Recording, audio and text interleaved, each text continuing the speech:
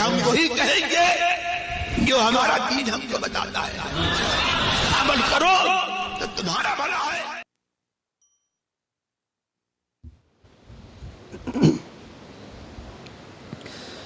بسم اللہ الرحمن الرحیم۔ درود پاک پڑھنے اللہم صلی علی سیدنا شفیعنا نبینا مولانا محمد مبارک وسلم۔ صلاۃ و سلام علیک سیدی یا رسول اللہ صلی اللہ تعالی علیہ وسلم۔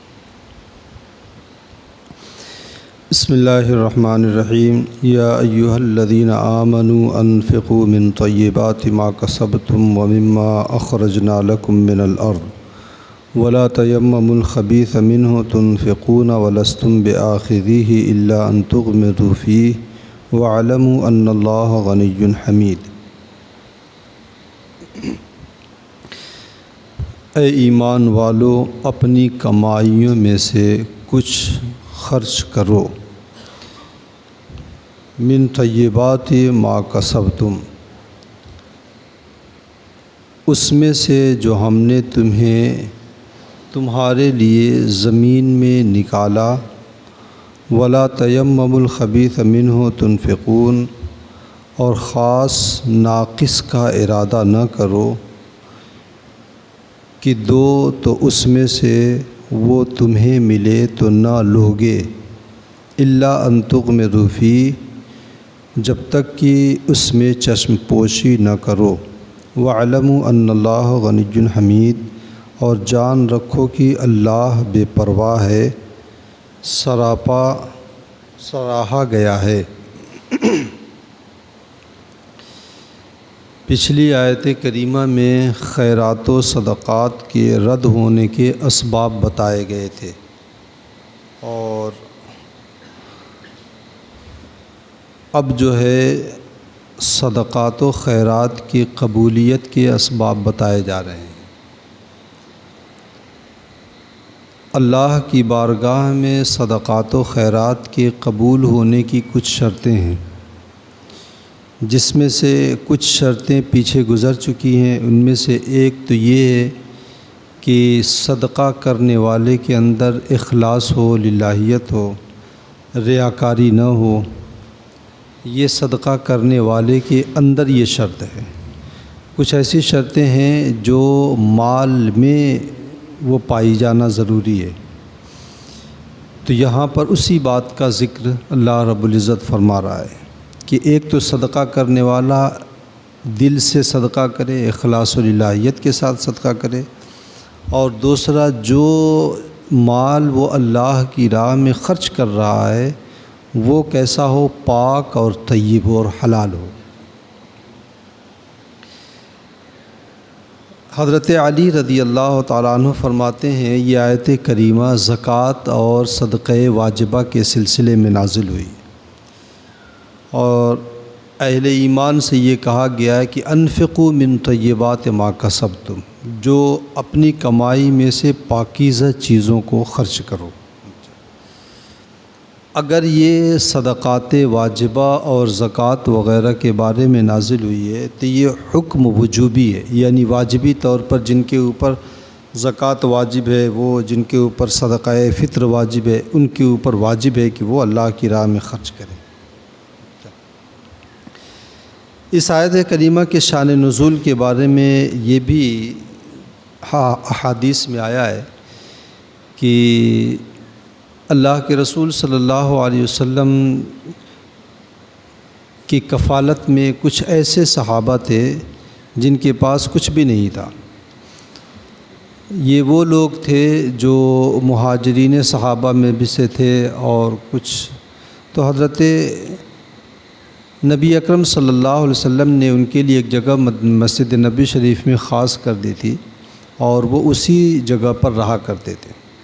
تو صحابہ کا طریقہ یہ ہوتا تھا کہ وہ اپنے باغات سے کھجور کی خوشے لے کر کے آتے اور مسجد میں اسے ٹانگ دیا کرتے تھے، تو وہ صدقہ عامہ ہوا کرتا تھا، صدقہ نافلہ جو آتا تھا اس کو اجازت ہوتی توڑ کے کھا لیا کرتا تھا۔ آج بھی آپ جائیں گے تو دیکھیں گے کہ کھجوروں کا پیکٹ لا کر کے وہاں پہ مدینہ طیبہ میں مسجد کے دروازے پر یا مسجد کے جو ہے کنارے کسی جگہ پہ رکھ دیتے ہیں، جو آتا ہے کھا کے پانی پی کے چلا جاتا ہے۔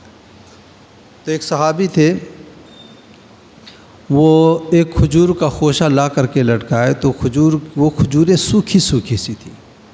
تو اللہ کے رسول صلی اللہ علیہ وسلم نے ارشاد فرمایا، کیا اس سے بہتر اس کو کھجوریں نہیں ملی تھیں؟ کیا وہ جنت میں ایسے ہی اجر چاہتا ہے کہ جیسے سوکھی سوکھی کھجوریں یہاں پر اللہ کی راہ میں دیا ہے، ویسے جنت میں اگر اسے دیا جائے تو کیسا لگے گا؟ تو اس وقت یہ آیت کریمہ نازل ہوئی اور فرمایا کہ انفقوا من طیبات ما کسبتم، اپنی کمائی کا بہترین حصہ اللہ کی راہ میں خرچ کرو، بہترین چیز اللہ کی راہ میں خرچ کرو. مفسرین نے یہ بھی بتایا ہے کہ من طیبات ما کسبتم یعنی جو کمائے ہو اس میں وہ چیز جو تمہارے دل کو اچھی لگے وہ اللہ کی راہ میں خرچ کرو.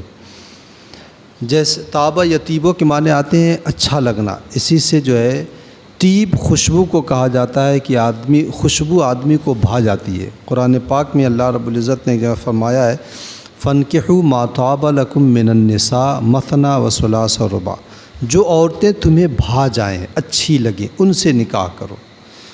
تو طیب کے معنی ہی آتے ہیں اچھا، بھلا، جو دل کو جو ہے لگے. تو اس کا مطلب یہ ہوا کہ وہ چیز اللہ کی راہ میں خرچ کرو جو تمہیں اچھی لگے. اللہ کے رسول صلی اللہ علیہ وسلم نے ایک حدیث میں ارشاد فرمایا ہے، یہ بڑی اچھی حدیث ہے، میں کئی مرتبہ ارادہ کیا ہوں ان احادیث کے اوپر جمعہ میں تقریر کے لیے، لیکن ارادہ بن نہیں پا رہا ہے. اللہ کے رسول صلی اللہ علیہ وسلم نے ایک محدث گزرے ہیں حضرت ابو بکر بن داسہ رضی اللہ تعالیٰ عنہ، فرماتے ہیں میں نے 8 لاکھ حدیثیں میرے پاس تھیں. ان 8 لاکھ حدیثوں کو میں نے جمع کر کے جب اس کا چربا خلاصہ جب میں نے نکالا ہے تو کل 400 حدیثیں نکلی. اور پھر ان 400 کو جب میں نے خلاصہ نکالا ہے تو 4 حدیثیں نکلی. ان 4 حدیثوں پہ اگر کوئی عمل کر لیتا ہے تو اسلام کے تمام ارکان اور تمام شعبوں پر عمل کر لے گا. تو ان میں سے ایک حدیث یہ کہ اللہ کے رسول صلی اللہ علیہ وسلم نے ارشاد فرمایا ہے کہ تم میں سے کوئی اس وقت تک مومن کامل نہیں ہو سکتا ہے جب تک کہ وہ اپنے مومن بھائی کے لیے وہی پسند کرے جو اپنے لیے پسند کرتا ہے. تو اگر آدمی اپنے لیے 400 روپیہ میٹر کپڑا پسند کر رہا ہے تو کسی مسلمان کو بھی وہ دے تو اسی اگر لحاظ سے وہ دیتا ہے تو یہ جو ہے انفقوا من طیبات ما کسبتم میں سے آئے گا، وہ چیز جو تمہیں بھا جائے. ورنہ آدمی خود جو ہے اچھے پکوان کھائے اور جو رات کا جو ہے کھانا بچ گیا وہ کسی غریب کے ہاں بیچ دے یا خود تو کھا لے، پیٹ بھر جائے، بچ جائے، اب کوئی اس کا استعمال باقی نہیں رہا تو اٹھا کے مدرسے میں بھیج دو.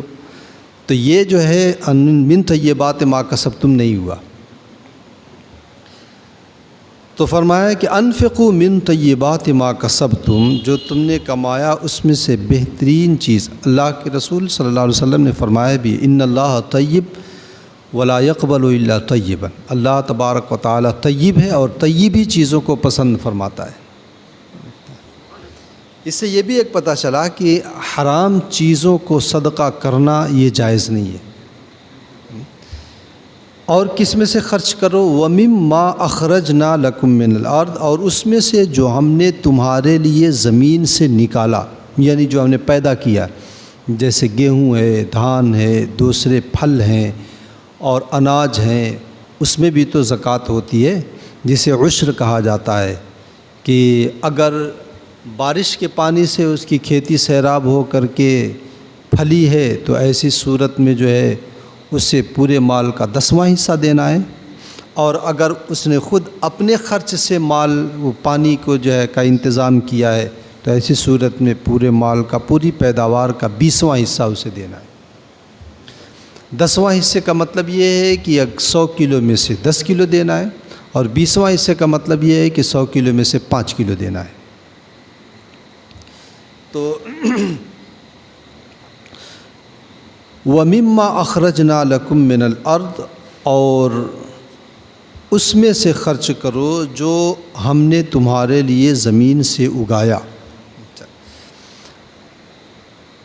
بعض صحابہ کرام رضوان اللہ تعالی علیہم اجمعین جب کھجوریں ان کی پک جاتی تھی تو وہ کھجوروں کو چھانٹتے تھے، اچھی ایک طرف رکھتے تھے اور جو ناقص ہوتی تھی وہ ایک طرف رکھتے تھے، اور جب عشر وصول کرنے کے لیے اور زکوٰۃ وصول کرنے کے لیے آتے تھے تو جو ناقص کھجوریں ہوتی تھی اسی میں سے دے دیا کرتے تھے۔ تو یہ آیت کریمہ اس وقت بھی نازل ہوئی تھی، اور یہ اللہ رب العزت نے آگے فرمایا وَلَا تَيَمَّمُوا الْخَبِيثَ مِنْهُ تُنْفِقُونَ وَلَسْتُمْ بِآخِذِيهِ إِلَّا أَن تُغْمِضُوا فِيهِ، کہ اس میں سے ناقص چیزوں کا ارادہ نہ کرو، یعنی ایسا نہ ہو کہ جیب سے پیسہ نکالو تو 10 روپے کی جو سب سے گلی سڑی نوٹ ہو وہی اٹھا کر کے مسجد کی جھولی میں ڈال دو، جو کہیں نہ چلتی ہو اٹھا کر کے مسجد میں ڈال دی جائے۔ تو یہ اللہ رب العزت نے فرمایا وَلَا تَيَمَّمُوا الْخَبِيثَ مِنْهُ، یعنی وہ نوٹ اگر ہم کو بھی دی جاتی ہے تو ہم حجت پاڑی کرنے لگتے ہیں اس سے کہ نہیں چلے گی ہمارے یہاں، آپ خود اسے نہیں لیتے ہیں، لیکن اسی کو جو ہے اللہ کی راہ میں آپ خرچ کرنے کے لیے آمادہ ہو جاتے ہیں۔ قرآن پاک میں اللہ رب العزت نے کیا فرمایا وَلَا تَيَمَّمُوا الْخَبِيثَ مِنْهُ تُنْفِقُونَ، اور خبیث چیز کا یعنی ناقص چیزوں کا ارادہ مت کرو۔ خبیث سے مراد اگر ناقص ہے تو مطلب یہ وہ طیب تو ہے، وہ پاک ہے، لیکن وہ ایسی ہے کہ ہمیں خود ناپسند ہے۔ اگر تم اسے خرچ کرو وَلَسْتُمْ بِآخِذِيهِ، کہ تم خود اس کو لینے والے نہیں ہو، اگر تمہیں دیا جائے تو تم خود نہ لے رہے، ہاں إِلَّا أَن تُغْمِضُوا فِيهِ، ہاں اگر تم چشم پوشی کر دو، تھوڑا روح رعایت اس کے ساتھ کر دو اور لے کے رکھ لو تو یہ الگ بات ہے، ورنہ دل یہ تمہارا بھی نہیں چاہتا ہے کہ ایسے کٹی پھٹی نوٹ میں لوں اور پھر جو ہے یہ میرے لیے وبال جان بن جائے۔ اور اگر خبیث سے مراد حرام مال ہے تو ایسی صورت میں حرام مال کا صدقہ کرنا ہی جائز نہیں ہے۔ ہاں، حرام مال کا صدقہ کرنا ثواب کی نیت سے یہ بہت سخت حکم ہے، بلکہ حکم یہ ہے کہ اگر وہ حرام مال کسی کا دبایا ہوا ہے، غصب کیا ہوا ہے تو وہ اس کو لے آ کر کے دے دے۔ سود اور رشوت کا ہے تو جس سے سود لیا ہے اسے واپس کر دے، رشوت جس سے لیا ہے اسے واپس کر دے۔ لیکن حرام چیزوں کو یا حرام مال کو اللہ کی راہ میں خرچ کرنا خود حرام ہے، اس کی تو اجازت ہی نہیں ہے۔ تو ناقص چیزوں کو خرچ نہ کرو کہ اگر تمہیں دیا جائے تو تم بھی اسے نہ لو۔ وَاعْلَمُوا أَنَّ اللَّهَ غَنِيٌّ حَمِيدٌ، اور یہ بات جان رکھو کہ اللہ تبارک و تعالی بے پرواہ اور سراہا گیا ہے، یعنی اسے تمہارے صدقوں کی ضرورت نہیں ہے، کیونکہ ساری کائنات جو ہے اللہ تبارک و تعالیٰ کی بنائی ہوئی ہے، وہ اسے نہ تمہارے دولت کی ضرورت ہے، نہ تمہارے کپڑے لتے کی ضرورت ہے، نہ تمہارے صدقات و زکوٰۃ کی ضرورت ہے، وہ تو یہ ہماری ضرورت ہے کہ ہم اللہ کی راہ میں خرچ کریں، کیونکہ یہ چیز ہمارے ہی لیے آخرت میں کام آئے، یہ ہماری ضرورت ہے۔ رب کائنات محتاج نہیں، محتاج ہم ہیں ان صدقات کے۔ صدقہ کرنے والا محتاج ثواب کا، لینے والا محتاج ہے اس مال کا۔ تو اللہ تبارک و تعالیٰ کی بارگاہ میں اگر کوئی ثواب کی نیت سے خرچ کر رہا ہے تو وہ یہ ذہن میں رکھے کہ اللہ رب العزت کو ہمارے مال کی کوئی ضرورت نہیں ہے، یہ ضرورت ہماری اپنی ہے، اس لیے جو ہے رب کی بارگاہ میں وہ خرچ کیا جائے جو اللہ رب العزت کو پسند ہے۔ ویسے بھی ہم چاہتے ہیں کہ ہمیں خالص اور ستھرا مال ملے، ہر آدمی یہ چاہتا ہے۔ جب ہم یہ چاہتے ہیں کہ ہمیں اچھی چیز ملے تو اللہ کے رسول ہمارے ایمان کا تقاضا بھی یہی ہے کہ ہم مومن بھائی کو دیں تو وہی چیز دیں جو ہمیں پسند ہو۔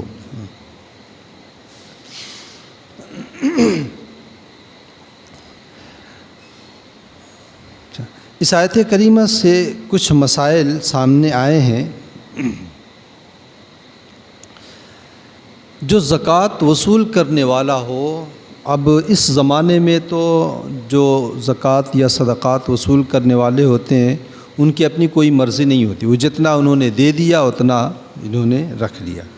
لیکن اس زمانے میں جب اللہ کے رسول صلی اللہ علیہ وسلم زکوٰۃ وصول کرنے کے لیے بھیجتے تھے تو ساری بکریاں اور کھجوریں اور سب بکریاں جانور سامنے رہتے تھے، وہ اسی میں سے لے لیا کرتا تھا۔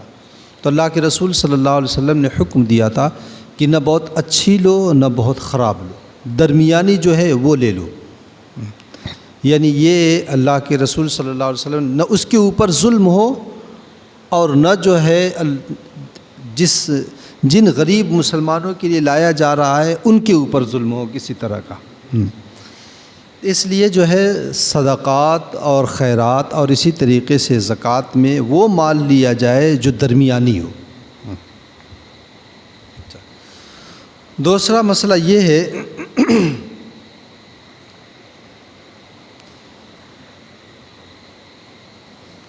کہ جس کے پاس اچھا مال نہ ہو، ستھرا مال نہ ہو۔ ستھرا مال نہ ہونے کا مطلب یہ کہ اگر وہ پھل اس اللہ کی راہ میں خرچ کرنا چاہتا ہے، پھل اس کے پاس بہت اچھی قسم کا نہیں ہے، جو کچھ ہے وہی ناقص پھل ہے، تو پھر جو ہے اب وہ اس بات کا مکلف نہیں ہے کہ وہ اچھا مال اللہ کی راہ میں خرچ کرے۔ وہ اگر وہی مال خرچ کر دیتا ہے تو ایسی صورت میں جو ہے اس کے اوپر کوئی حرج نہیں ہے، وہ اس بات کا مکلف نہیں ہے۔ اچھا، اور حرام مال کو جو ہے صدقات کرنا یہ جائز نہیں ہے، اور اسی طریقے سے حرام مال سے جو ہے عبادات جیسے حج وغیرہ کرنا یہ بھی درست نہیں ہے۔ اس کے لیے علماء نے یہ ایک طریقہ بتایا ہے کہ آدمی قرض لے کر کے صدقہ و خیرات کر دے، یا قرض لے کر کے حج کر لے، اور پھر جو ہے وہ اپنے مال سے وہ قرض ادا کر دے۔ اللہ تبارک و تعالی ہمیں اور آپ کو اس کی توفیق رفیق عطا فرمائے۔